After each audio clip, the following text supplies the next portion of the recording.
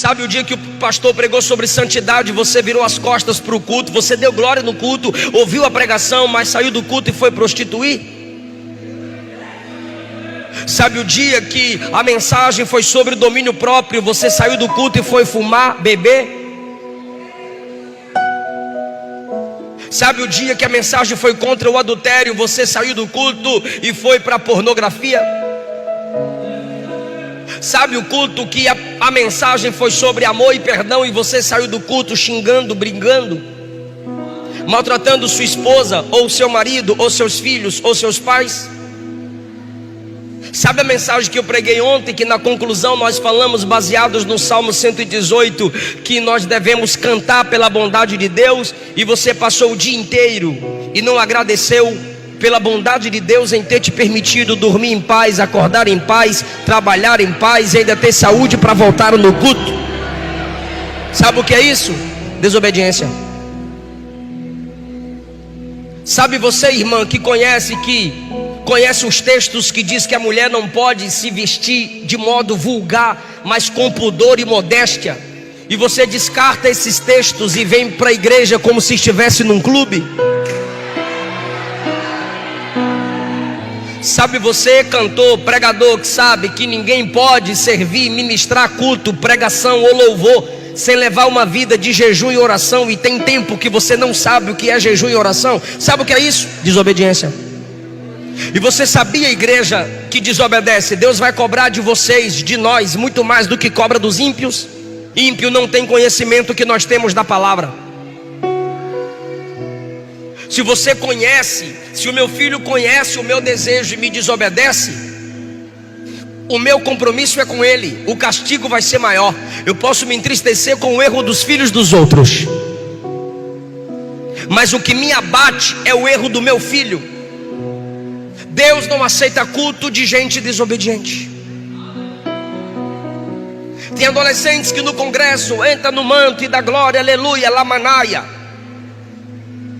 Aqui abre a boca para dar glória, mas em casa abre a boca para responder e maltratar seus pais.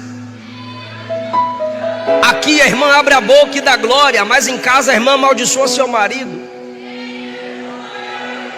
Aqui o irmão dá glória a Deus, aleluia, amém, mas em casa você maltrata a sua esposa com palavras torpes. Aí chega aqui e você quer falar língua estranha? Lava a tua boca para falar língua estranha, irmão.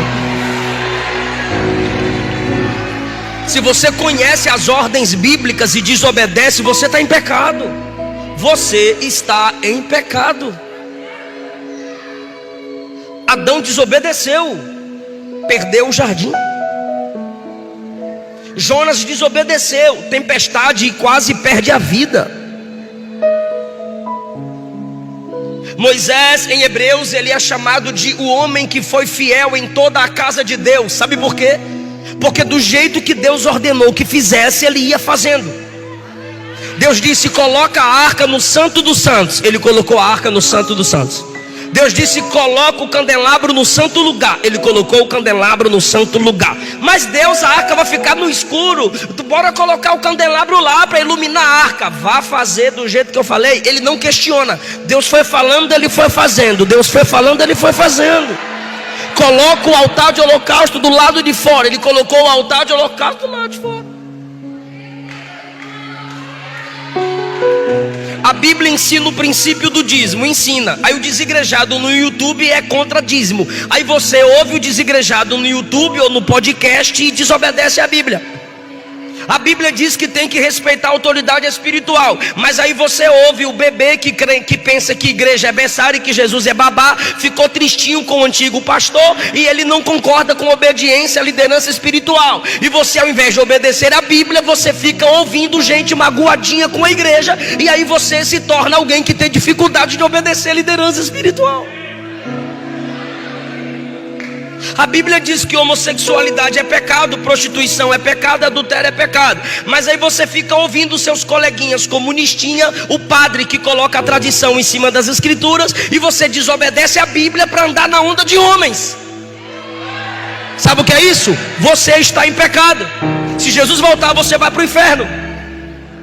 Porque pecado para nós é prostituir, adulterar ou matar, ou roubar. Mas se você não cumpre os preceitos bíblicos para a família, para as palavras, para o ministério, para o culto, você está em desobediência. Ah, mas eu sou cheio da presença de Jesus, então seja obediente como Jesus. Filipenses capítulo 2, versículo 9. Bora falar a partir do 7. Porque mesmo sendo Deus, não teve por usurpação ser igual a Deus, mas humilhou a si mesmo, assumiu a forma de servo e tornou-se semelhante aos homens, e foi obediente até a morte, e morte de cruz. E o resultado da obediência, pastor? Deus o exaltou soberanamente e lhe deu o nome que é sobre todo nome, para que diante do nome de Jesus se dobre todo o joelho dos que estão no céu, anjos, na terra, homens e debaixo da terra, demônios, e toda língua confesse que Ele é o Senhor, para a glória de Deus Pai. Tiago capítulo 1, versículo 22 diz: não sede apenas ouvintes da palavra, mas praticantes. O que é o praticante da palavra? O que obedece à palavra.